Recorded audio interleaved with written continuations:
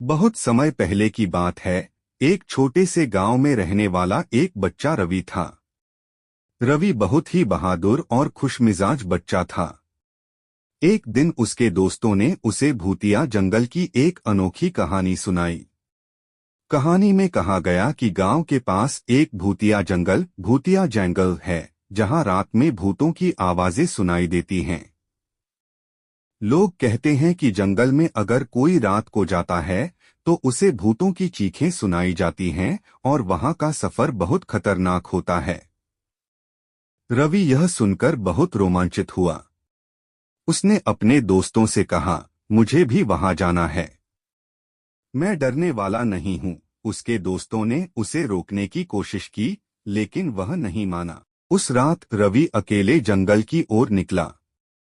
रात का समय था और जंगल अद्भुत और डरावना लग रहा था। लेकिन रवि ने अपने आप को हिम्मत दी और आगे बढ़ा। धीरे धीरे रवि जंगल की गहराई में चलता गया। बारिश की बूंदें गिरने लगीं और हवा भी ठंडी पड़ने लगी। रवि को डर लगने लगा, लेकिन वह अपने लक्ष्य को नहीं भूला। अचानक रवि ने एक भूतिया घर देखा। घर के बाहर लटकते झूले देखकर उसके हाथ पैर कांपने लगे। लेकिन उसने फिर अपनी हिम्मत जुटाई और घर के अंदर चला गया। घर के अंदर रवि को अचानक एक आवाज सुनाई दी। कौन है, उसने पूछा, लेकिन कोई उत्तर नहीं मिला। फिर से उसने सुना, कौन है। यह सुनते ही रवि के हाथ पैर ठंडे पसीने से भीग गए। धीरे धीरे रवि ने आवाज की ओर बढ़ाते हुए कहा, मैं रवि हूं। मैं यहाँ आया हूँ क्योंकि मुझे आपकी कहानी सुननी है। अब उसने एक और आवाज सुनी, तुम्हें डरने की कोई जरूरत नहीं है रवि। हम भूत नहीं हैं। हम एक पुरानी कहानी का हिस्सा हैं। रवि ने देखा कि आवाज आती है एक पुराने वृद्ध भूत की। वह बहुत ही वृद्ध भूत ने रवि को अपनी कहानी सुनाई।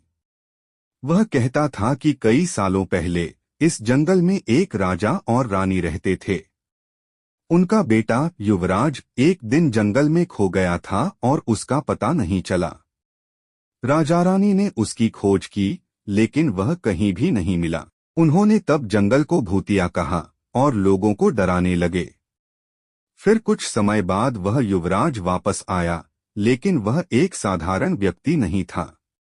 वह एक मजबूत इंसान बन गया था क्योंकि वह अकेले जंगल में खोया था और उस जंगल में उनसे बहुत कुछ सीखा और खुद को मजबूत बनाया था, जो अब भी इस घर में रहता है। वह वापस कभी अपने महल नहीं गया। लोगों को यह नहीं पता था और वे सोचते थे कि जंगल में भूत हैं। रवि ने भूत की कहानी को सुनकर दुखी महसूस किया। उसने समझा कि लोगों का डर भूत से नहीं बल्कि अज्ञान से है। वह निर्धारित किया कि वह लोगों को सच्चाई बताएगा।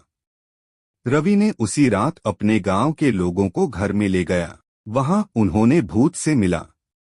भूत ने उन्हें युवराज की कहानी सुनाई और उन्हें वहां का सच्चाई दिखाया। लोग चौंके और दुखी हो गए कि उन्होंने गलती से भूत का डर मान लिया था। उन्होंने भूत से माफी मांगी और उसे उनकी सहायता करने का वादा किया।